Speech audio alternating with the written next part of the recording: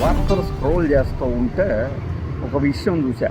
నేను కరెక్టైనా చూసిన హెడ్డింగ్ అనుకున్నాను. ఏపీలో second year inter paper leak కావడంతో అయి ఉండొచ్చు అనుకున్నా. నేను కాదు, ఏపీలో సెకండ్ ఇంటర్ సిలబస్ లీక్ కావడంతో సైబర్ క్రైమ్ పోలీస్ స్టేషన్లో కేసులు నమోదైనవి, రంగంలో దిగారు అని. సిలబస్ లీక్ అయితే వచ్చే నష్టం ఏంటి నాకైతే అర్థం కాదు. నిజంగానే నాకు తెలియదు. సిలబస్ అంటే ప్రతి సంవత్సరం మారుతుందా? నాకు తెలిసి ప్రతి సంవత్సరం సిలబస్ మారితే ఫస్ట్ ఇయర్లో చదువుకున్నాడు సెకండ్ ఇయర్కి వచ్చేసరికి ఆ బోధనా పద్ధతులన్నీ మారిపోవాల్సి వస్తుంది కదా. నాకు తెలిసి సిలబస్ అనేది కనీసం ఇప్పుడు ఫస్ట్ ఇయర్లో ఉన్నవాడు ఫస్ట్ ఇయర్ సెకండ్ ఇయర్ కలిపి పూర్తయ్యేలాగా ఒక 2 ఏళ్ల పాటు అమల్లో ఉంటుంది కనీసం. అంటే కనీసం నాకు తెలిసినంతవరకు. మరి ఇలా సిలబస్ లీక్ అయింది అంటే నాకు ఆశ్చర్యం వేస్తుంది. ఏదైనా ఎగ్జామ్ పేపర్ లీక్ అయితే ఇట్లా కేసులు పెట్టడం చూసా, కానీ సిలబస్ లీక్ అయినా కూడా అదేమన్నా ప్రమాదమా? అది మరి అందులోని ప్రమాదం ఏందో ఆ కేసులు పెట్టిన వాళ్ళే బయటకు వచ్చి చెప్పాలి. ఎవరో తెలుగు అకాడమీ చైర్మన్ కోటేశ్వరమ్మ గారు అనే ఆవిడ కేసు పెట్టారని చెప్పి ఆ పేపర్లో చదివా. మరి పీడిఎఫ్ కాపీలో ఆన్లైన్లో ప్రత్యక్షమయ్యాయి. సెకండ్ ఇయర్ ఇంటర్మీడియట్కి సంబంధించిన ఫిజిక్స్, కెమిస్ట్రీ ఇదే సిలబస్ అని. సిలబస్ లీక్ అయితే ఎవరికి నష్టం?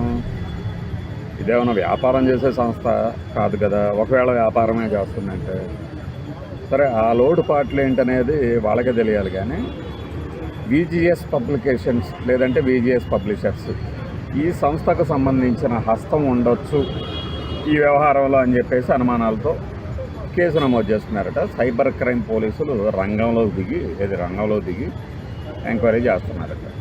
అది ఆంధ్రప్రదేశ్లోని second year intermediate syllabus leak అవ్వటం, అసలు ఆ పదం సిలబస్కి వాడటం కరెక్టా కాదా అనేది నా సందేహం.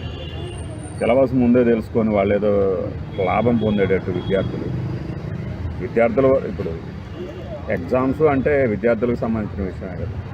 ఎగ్జామ్స్ పేపర్ లీక్ అయినాయి అంటే అందులో ఏదో హస్తం ఉంటుంది, కొంతమందికి నష్టం కలుగుతుంది. డబ్బులు ఇచ్చి కొనుక్కొని లీక్ చేసిన వాళ్ళు అమ్ముతున్నారు కాబట్టి ఇది ఒక దరిద్రపు మోసం అని చెప్పేసి చూసాను న్యూస్.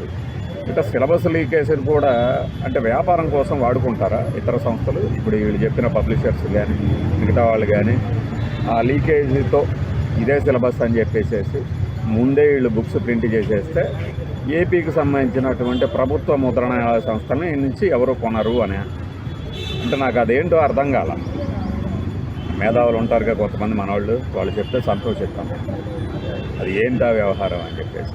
సిలబస్ లీక్ అంతకుముందు ఒకసారి చూసాం, లాస్ట్ ఇయర్ అనుకుంటా, ఏదో పలానా పోటీ పరీక్ష అదే డిఎస్సికి సంబంధించి ఏదో సిలబస్ ఇదే సంబరంలో విద్యార్థులు ఏదో హెడ్డింగ్ పెట్టారు. ఒకటి సిలబస్ ఇది అని తెలియటం కూడా ఒక గొప్ప శుభవార్తలాగా ఆ రోజున వాళ్ళు వేశారు అంటే వాళ్ళ దౌర్భాగ్యం, భావదారిద్ర్యం అంటారు. ఇక అంతకుమించి అనేది ఫలానా పోటీ పరీక్షకు సిలబస్ ఇదే గుడ్ న్యూస్ అన్నారంటే ఏం చేయాలి?